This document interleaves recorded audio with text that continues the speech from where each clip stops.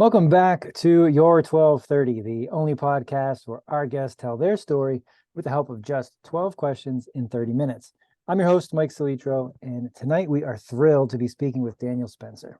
Daniel's been through hell and back. He's been sober for over 12 years after abusing marijuana and alcohol as a teenager into his late 20s. He's been married for almost 20 years with 3 kids, all teenagers. He's almost been divorced, gone through a total body transformation, after being almost 300 pounds, now is down to about 170. He was in a near-death electrical accident twice with third-degree burns to his face and multiple skin graft surgeries. Daniel, welcome. We are excited to be speaking with you. Thanks for having me, Mike. Appreciate it. Of course. And I cut the bio short. There's plenty more I could go into, but stopping there, I want to make sure I follow up on everything. When you meet someone new, how do you introduce yourself? In person, I just introduced myself as Daniel. Daniel, I'm a husband, I'm a father. And when I introduce myself to people, like through social media, I call myself a life coach. I call myself a blue collar worker. I'm just a family guy.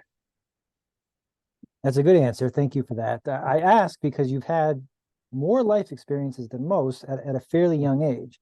Kind of starting at the beginning there, going through hell and back. When you use that phrase, I assume there were some dark times. Is there something specifically you look back, it's like, man, I can't believe I made it through that, but I'm a stronger person because I did.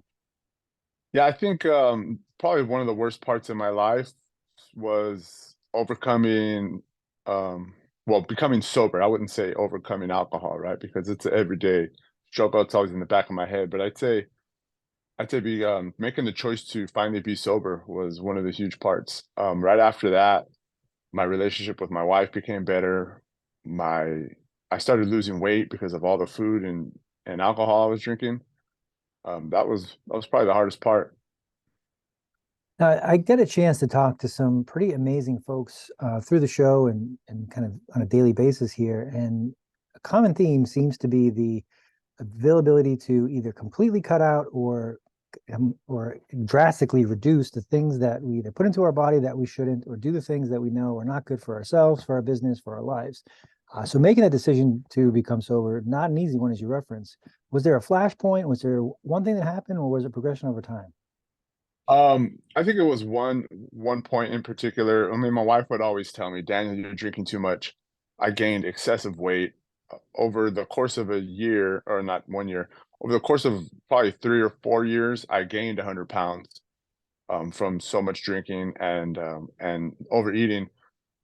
So I used to smoke a lot of weed. I used to sell weed, smoke a lot of weed. And then once I got a job with the city in the power trade, had a commercial license. So random drug tests were a constant thing. So I stopped smoking, and I still needed that crutch, that thing that was gonna, bottle my emotions, hide my pain. So I started drinking more.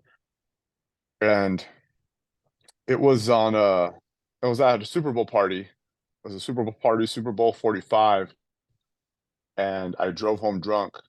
I was drinking all day, and I could have called my wife to have her come pick me up. The only difference this time was I had my kids with me. I had both of my kids with me. And I got home and I started having more drinks, and it was about 10:30, and I was looking down on my glass, and it just hit me. I was like, dude, what are you doing? You're going to screw your life up. You're risking it every day. Every day I would leave work, go straight to the liquor store. I had a 2.5 hour commute at the time. So by the time I got home, I'd be drunk, and I would continue drinking until I blacked out.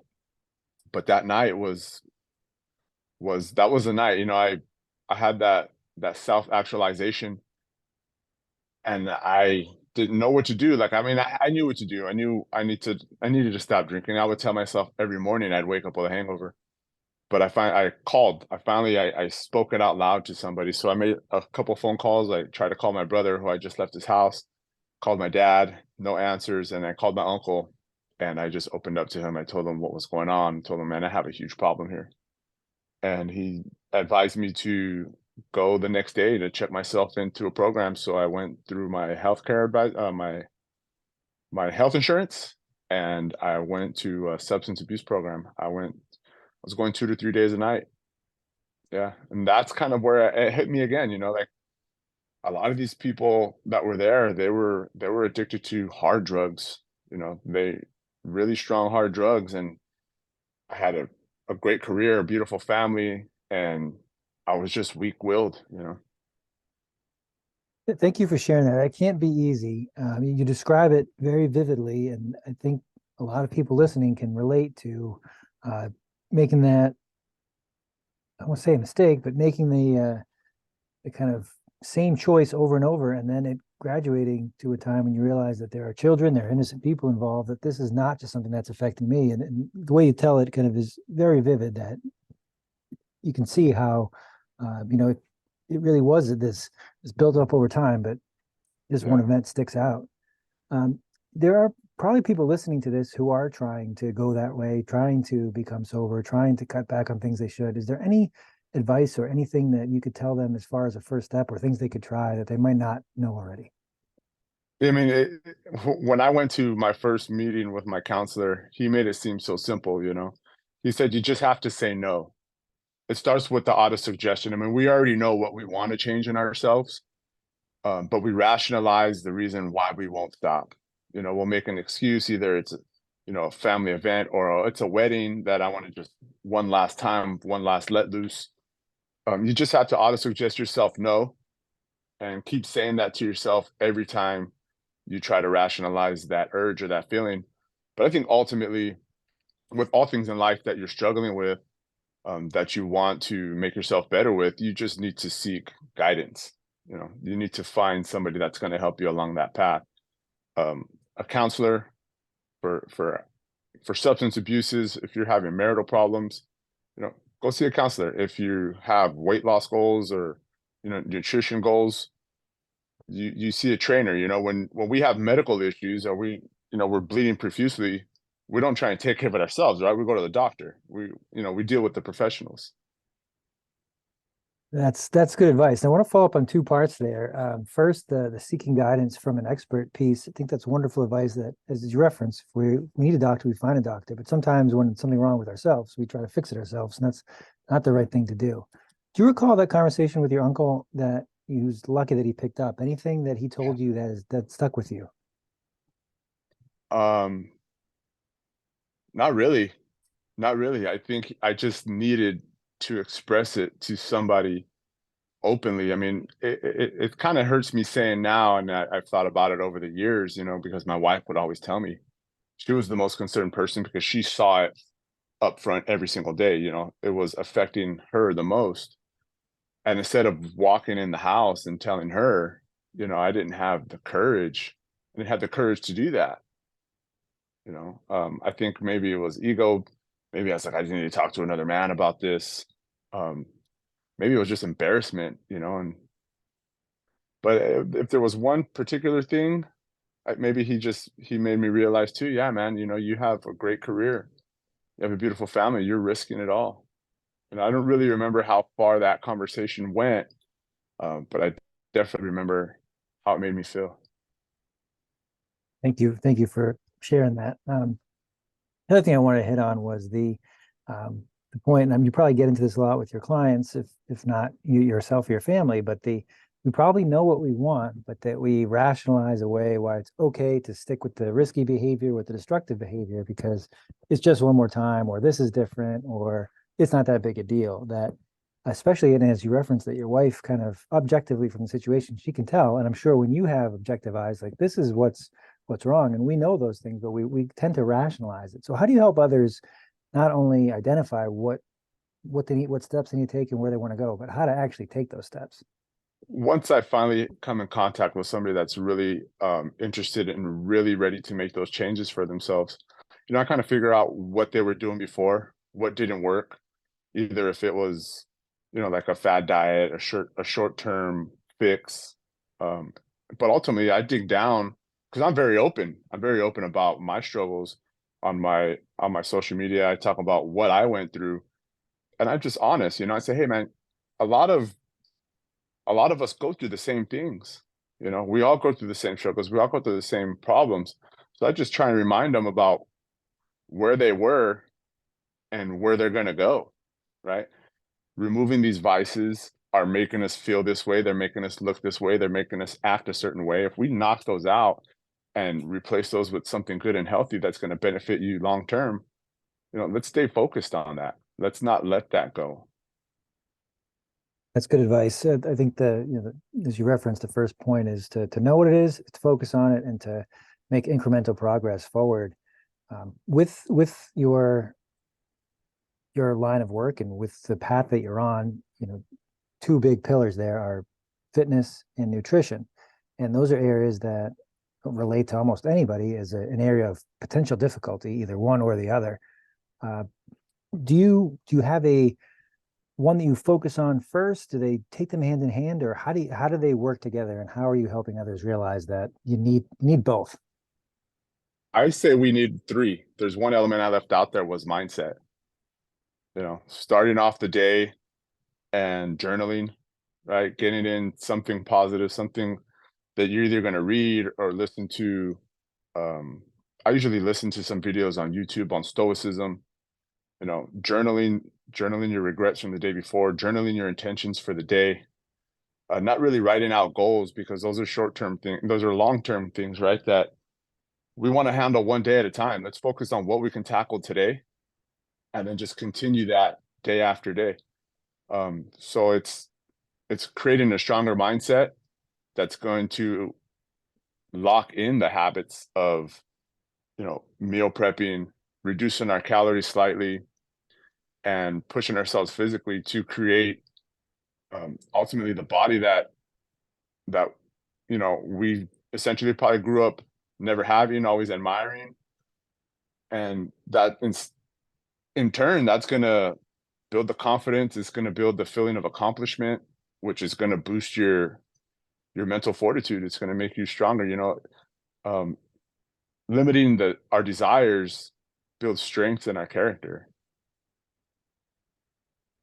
I could not agree more, and I'm glad that you bring up the mindset piece, because I feel like that's the foundation for almost any worthwhile or positive transformation. That's where it needs to start, or at least needs to be examined. Of what are we thinking about? What are we hoping to achieve, and how are we going to get there? Because that's one thing that even personally I discounted for a long time. That was like, I'm bright. I'm well read. I know what's going on. I don't have to worry about my personal mindset. And the more you take a step back and you start looking at those things, journaling, taking some time just to look at both I like that you mentioned the tactical piece, that something for today, something I can do right now that'll make a difference, something that'll bring me forward, as opposed to this is what I want to do this month, this year, this 10 years type thing. That give me Yeah. something actionable. That it's so powerful, and it sounds so basic, and it's not difficult, but it's not easy other it's not easy either. So thank you for bringing that as the first piece. Do you get a lot of pushback when you bring that up, or what do you hear most when you talk to either your clients or family about that? A lot of people say they don't know what to write about. What do I journal about? I've never journaled before. Um, my parents divorced when I was like 12 years old, and my mom gave me a book. She goes, journal, write about things. And I'm like, I open it up and like, what am I supposed to write about? You know? So now I kind of give them a baseline on where to go, just what can I change for myself today? What do I regret? Like, did I break out of character yesterday? Did I cheat on my diet? Did I, should I have helped somebody when I knew I could have? Let's focus on that. Let's face that problem. Let's change that. And, going back to hitting those daily tasks, if you keep continuing in these positive ways, your long-term goals are going to reach you. You're going to reach them eventually. You know, the more wins you stack short term, you know, you're going to get those long-term goals eventually. Absolutely. There's real momentum there, that if you can start building, keep stacking those small things, it's incredible. When you start looking back, it's like, I've actually accomplished a lot here, and I am on my path. And this isn't as difficult as it is. I'm going to Yeah. certainly mess it up, but the first step being the most difficult. But once you kind of get started there, the momentum will help you. Um, I, I I wanted to ask, when you are, I don't know, I've just lost my note there. Uh, when Oh, I know what I want to ask you. You mentioned being a 12-year-old, very difficult age, and an age is difficult to have divorced parents, but having that in your house, and now you have a 20-year relationship, not easy, especially with the difficulty that you've overcome. How are you able to maintain that personal relationship and get it to a place that today I'm assuming is a really good spot given what you've gone through? Yeah, it just have to keep pouring in love into it. There's times where I'm acting selfish, either trying to build my coaching program bigger or putting in more work hours. There's a times where I have to step back a little bit and refocus and realign my true intentions. Um, and we've had lots of rough times, and we've been to marriage counseling. Like I said, if you're having problems with something like that, you need to seek help, and we have.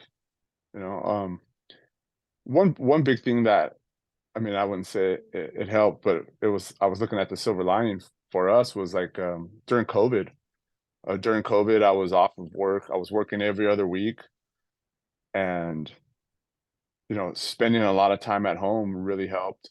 When I got into my accident, I was off of work for 5 months, and being an everyday, figure here at the house, um, our relationship grew and grew.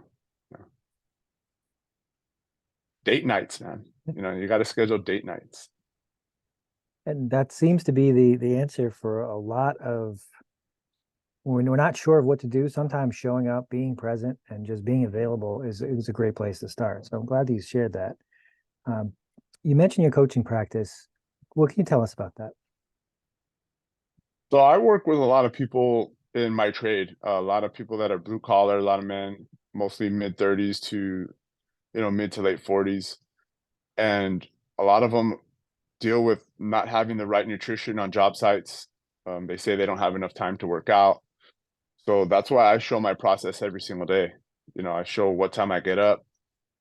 I post my workouts at the gym. I post a workout. I show the foods that I'm eating. So what I do is I'll take their goal weight, however much weight they want to lose. I'll set them proper nutrition plan as far as how many proteins, carbs, and fats to eat per day, set them on a calorie limit, and I give them a workout plan that's suitable for their capabilities, and we have weekly Zoom meetings. I have weekly team meetings. I check in with them, every couple of days and make sure everything's going good. There's a couple of apps that I use that tracks that I can see the food that they're tracking. And when I see that things are starting to become inconsistent, that's when I really reach out and figure out, hey man, what are we missing here? What's going on? And essentially it's something on the other side of that. It's not just procrastination or you know what, I forgot. It's usually something happens at home or something knocks them off their path as far as friends or something. And that's the one I have to remind them. We're on this journey to make ourselves better, to make ourselves stronger mentally, um, so we can handle our emotions and make sure we don't fall off tracks when those life tests come, because they come all the time. They always hit. Word journey there is perfect, especially with the topics that we're talking about, that there is never or very rarely a finish line. There's always something else to work toward, or that it's, even though if we hit a goal, there is a higher purpose, or there's something better, or a faster time you can run, or a lower weight. So it's the way to, Yeah. I love the way to think about it as a journey. Yeah, You mentioned, the higher uh, purpose is what it's all about, becoming better than who we were. And it's going to gravitate and show your work and your worth to other people, and then they're going to want to know how you did it, and you're going to want to inspire change in them. Now we're changing everybody. kind of building off that, your story is one that is a powerful one, and it's a personal transformation, and it's it shows amazing growth. How, when working with others, it's difficult to sometimes have when you're helping them with the things that we're talking about, with mindset, with fitness, with diet, that it's certainly not a one size fits all. So how are you able to kind of translate your story to what they're either going through, what lies ahead, or how do you help them kind of see that although it's not the same, that what you endured can help them move forward. Yeah, I think I explained how I used to make all the same excuses that they were probably making. You know, I always used to say I didn't have enough time or I would be too tired. And just showing up every day, I show up every day on my Instagram and I just stick to it. I won't stop because it's going to help somebody. And there's times where I do want to stop. It's tired. I work 11 hours, every day, and then I still have to try and coach people and help them out. And there's days I want to stop, and then I get a message from a new follower, and they're saying, "Hey, man, I really appreciate your work ethic. You're really inspiring me to change what I'm doing." And that just relights the fire again. I don't know if I answered the question, but No, it's a good answer, and it kind of takes me to the next.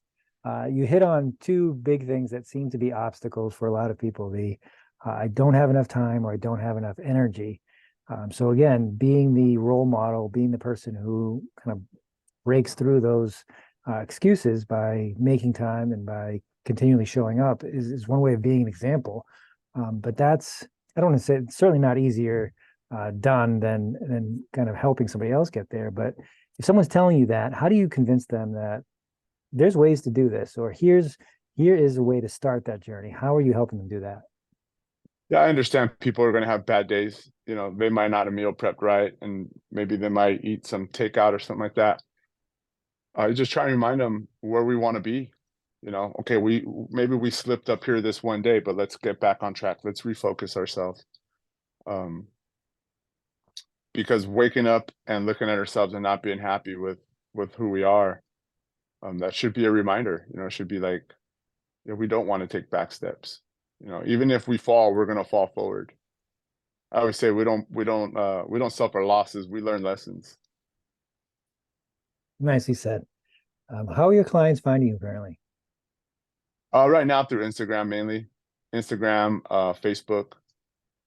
Yeah, Excellent. So we will yeah. post those links. And I, you mentioned, blue collar guys in their 30s. That's a large group. Is there someone that is listening to this that should reach out to you, Dan, saying, yes, I could use I could use some words of wisdom. I could use some guidance. Who should be making that phone call? Who should follow on Instagram? I think anybody that's struggling with that, with wanting to make lifestyle changes, you know, even if it's just building a stronger mindset, even if people that are already going to the gym, but they still, indulge in vices, Saturdays at the bars, you know, drinks after work. There's still a little part of you probably deep inside that doesn't like those activities that you're doing. And once you knock those activities out, you're going to increase your life. You're going to save money, prolong, years into your retirement. Um, I've got clients that are 450 pounds. I have clients that are 160 pounds. You know, I think my program will help everybody out. Just reps and double time on Instagram, and follow me. I'll follow you back. Send me a message, and let's figure out what you're struggling with. Very nice. And you hit the big thing there that sometimes it can be I work out all the time. I eat well 5 days a week, but there is that Saturday when I'm doing things I know I shouldn't be doing or I want to stop doing. So it's Yeah. even if that there are a lot of things trending in the right direction, there's other things that, or maybe a solo thing that we're doing that can keep us from where we want to be. And that's where seeking that expert, seeking that guidance can really help. Wrapping up here, changing gears. This we've talked about a lot of heavy topics, a lot of serious. How do you unwind? How do you relax? At the gym. Honestly, there'll be days where I have a lot of things on my mind, and um, if I know that I'm gonna lose my cool or break character or something, I'll walk to another room, and you know I'll, I'll do like 50 push-ups or a set of burpees. Getting that negative energy out in a positive way is it's the best thing for you. Try not to break character, but far as like trying to, getting away from work and unwinding, we usually like going camping, you know. Yeah, we usually like going camping, take the trailer out. But even then, I put weights in the back of the truck, and you know, I'll plan out my meals for the 3 or 4 days we're gone, and the work for personal development shouldn't stop because you're on vacation. And that's a wonderful point that if you want to find an excuse, you can, especially when it comes to working out. It's too early, it's too dark, it's too cold. There's not enough time. I'm on vacation, I'm camping. I was going to ask, so Yeah. you pack weights. What else are you doing while you're away from the gym to stay in shape? Is there a routine that you have for an outdoor workout, or I'm sure you have it down at this point? Mostly just body weight stuff. That's usually when I'll run more. I'll get more cardio in. I usually don't do a whole lot of cardio, but running, swimming, yeah. We like to do game nights here at the house with the family. That's always fun, and they're impromptu most of the times. Everybody's just sitting around doing nothing, and one of the kids will say, "Let's play a game. Let's play some cards or something." Best kind of game night. Yeah. We'll end here, Daniel. We've gone through a lot. I tend to jump around, and I feel like I've done that again here. But what's one question I didn't ask you that I probably should have? Probably about my work accident, getting my face blown up and having them skin graft surgeries. But if anybody else wants to know the rest of that story, come follow me on Instagram. I talk about it quite a bit. We will post that link. Daniel, thank you for joining us. This has been wonderful, and I wish you nothing but continued success and good luck going forward, my friend. All right. Thanks, Mike.